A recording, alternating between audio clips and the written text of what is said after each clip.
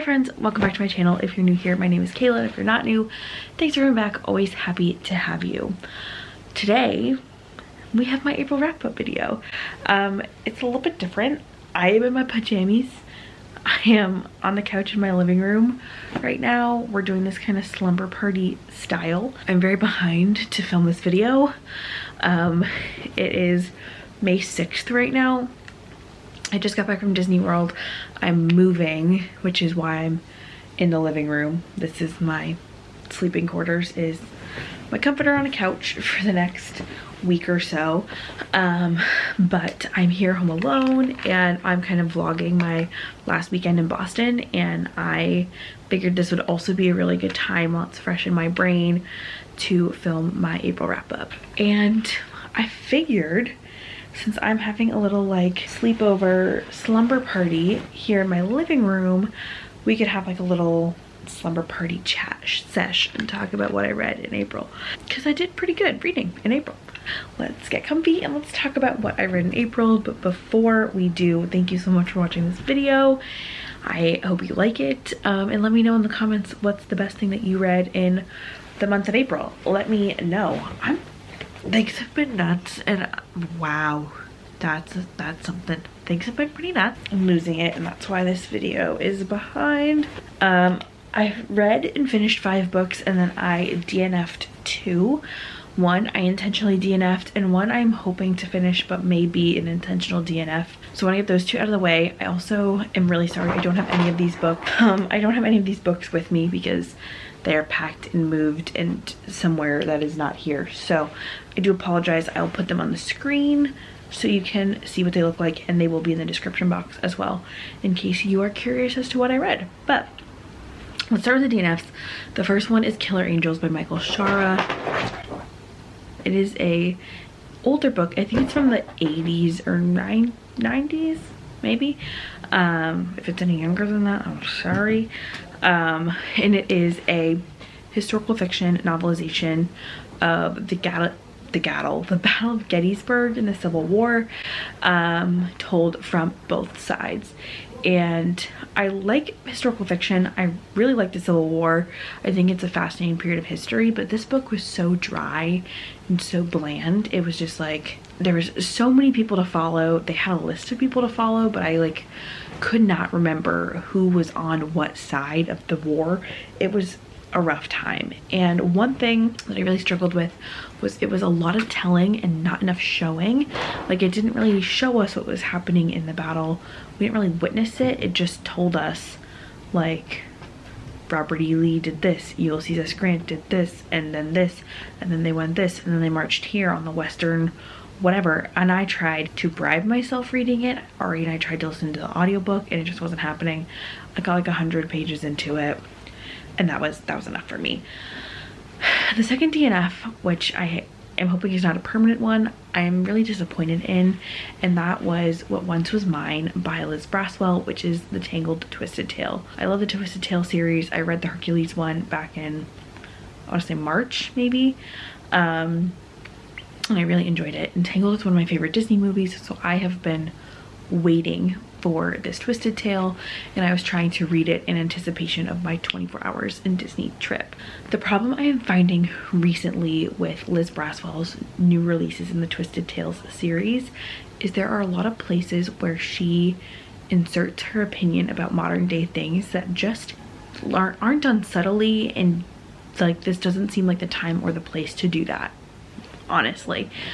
In this one, she makes, I only got like 50 pages in, and the twist is the queen drank a potion from the wrong flower. This is like the moondrop flower instead of the sundrop flower, which makes Rapunzel evil, or not evil, but like deadly. 50 pages in, and Liz Braswell has made so many comments about like priests and like religion and like religious figures, and like not necessarily a positive connotation, but like kind of to insinuate that like priests or religious figures are like crooked and just kind of like want money, which, have your opinion, but like this isn't the time or the place. Like, I'm here for the Tangled. I'm here for the Disney movie. Like, I'm not here to talk about priests and the politics of religion right now. I'm not. And I've had that issue with a couple of her books. It is just not enticing me. It's not gripping me. Even the Hercules one, I was like from the beginning so excited to read, just like so sucked in. And this one, the next book I read, these are ones that I finished now, was The Fine Print by Lauren Asher. I gave this book 3.5 stars overall, but in hindsight, I feel like always right after finishing a book, I tend to rate them a little bit higher, but once I think on them a little bit more, that rating usually drops. I would probably give this one about 3 stars. It is a romance that is kind of like a play or a twist or reference to Disney World. Like, it's about the Imagineers and like the founding family of Disney World, an Imagineer and the heir to the whatever world Fortune meet and kind of fall in love. It's supposed to be pretty smutty. Honestly, there was not as much spice as I expected there to be. I really liked the Disney references. I liked this concept. They made a lot of references to real life Disney World, like they're talking about the 50th celebration and things like that. I just really did not like either of our main characters. I found them like annoying and poor communicators, and this is a trope that I don't enjoy, where it's like enemies to lovers, but the reason they're enemies is because one character, usually the male main character, is a jerk and is just like not cool to be around. She still falls for him and they fall in love and everything is fine, but I'm like, if he's literally an asshole, we're good. He can be where he is, like, and that's kind of what happened in this one. Like, the guy was truly not nice and was just a jerk, and they still ended up falling in love, and I'm like, no, the jerk face should not win. Like, he was not a good person. But same with the Killer Angels book. I found that this one was a lot of telling and not enough showing. There would be a lot of instances where she would talk about like them having a conversation but not actually like write out the dialogue or what was being said in that conversation. Just be like, then they had a conversation about X, Y, and Z, and I'm like, you could just show me the conversation. There were a lot of instances where she told us what was happening instead of letting us like live through that moment, which is just not my favorite. The book that I read was the second Bridgerton book, The Viscount Who Loved Me by Julia Quinn.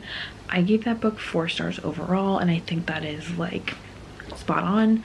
I really liked this book, which surprised me because I really did not enjoy the first Bridgerton book. I thought it was pretty boring and bland. I liked the TV show a lot better. I liked different parts.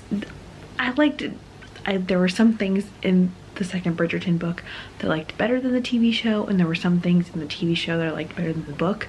So I think together they both balanced out really well.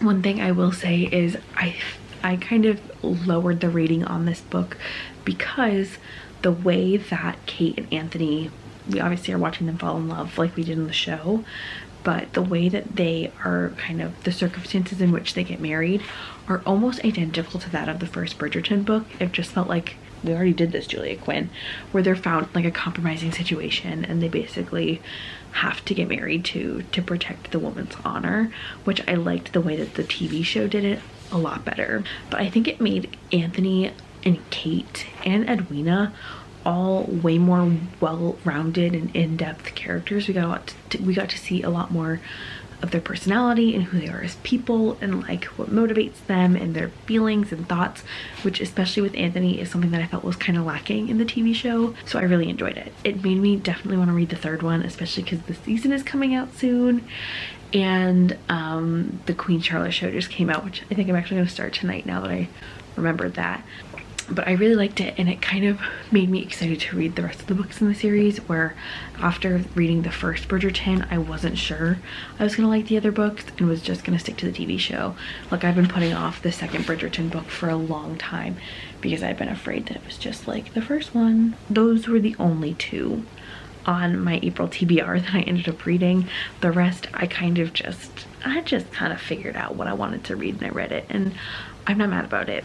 I picked up Before the Coffee Gets Cold by Toshikazu Kawaguchi, I believe is his name. I had wanted to read this book with my book club, and I'm actually really happy I didn't pick it up for book club because it was super short. It was around specifically 213 pages.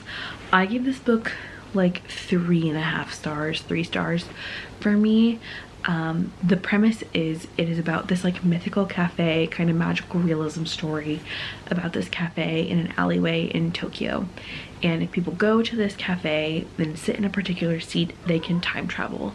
Their only kind of stipulations are it doesn't change the future. So if you go back in time, when you come back to the present, everything is going to be the same, and you have to come back before your coffee gets cold, the coffee that you order.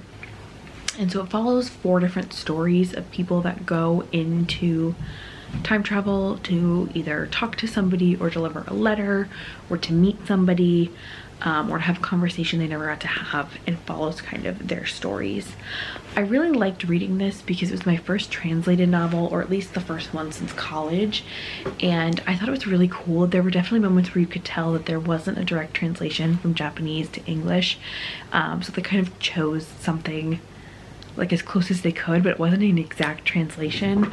And I did see in some reviews that bothered people, but for me, it just made me want to know like what is the real phrase in Japanese. Obviously there's not a translation, but I wish I could understand that, and I don't think that's a fault. I just think that's something interesting about this, or an aspect of this book that's interesting as a translated novel.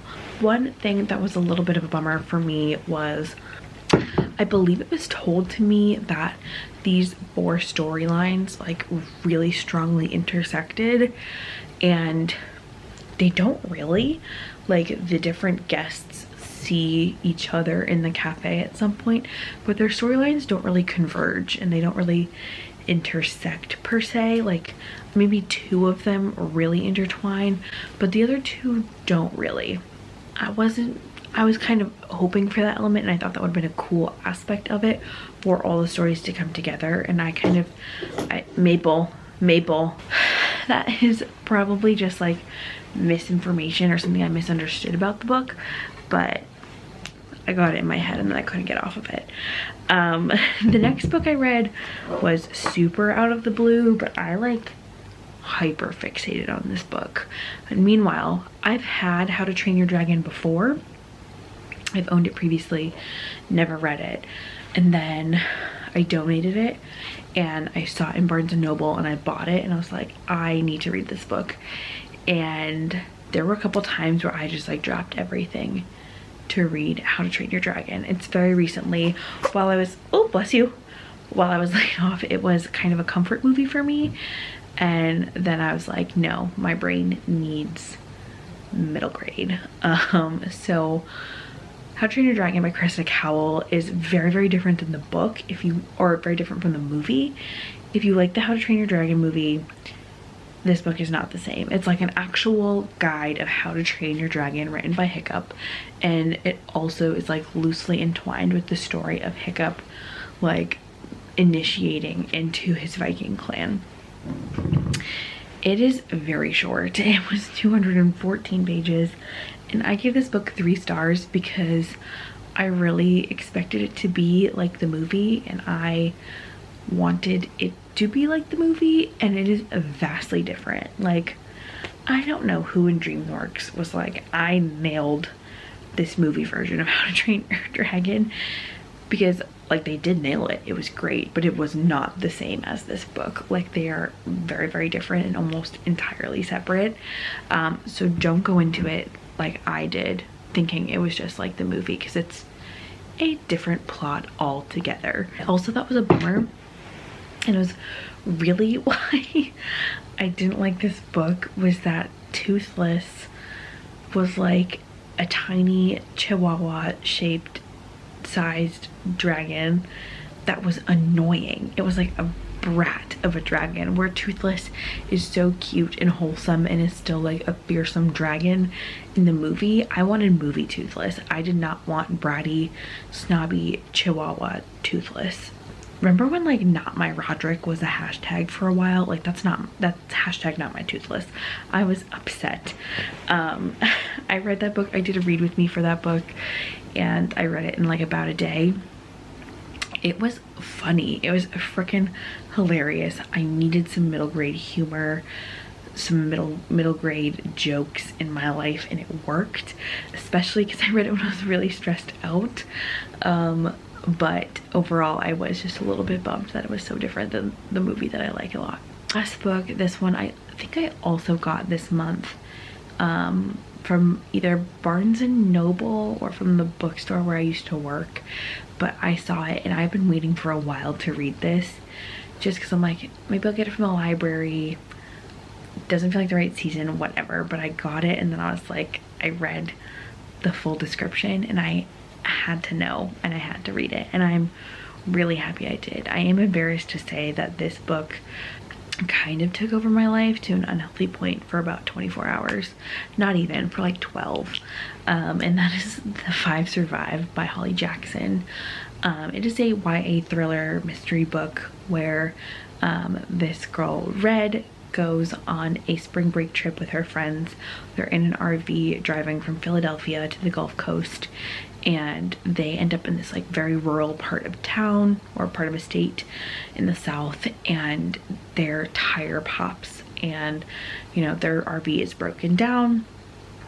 They get it fixed, and they go to get it rolling again, and then all 4 tires pop, and they realize that they have been kind of hunted to this particular place in this rural part of town. They have no cell service, and there is like a sharpshooter outside of their RV that's shooting out their tires and wants a secret from one of them. Her and her 5 friends have to figure out what the secret is, who has it, and how to get out of there alive. This book, I gave it 4 stars and I stand by that review and that rating. It was so good. It was my first Holly Jackson. It was such a page turner, and like, not just like I'm reading just because I want to get to the end, but like I was like, I have to know if my friends are okay.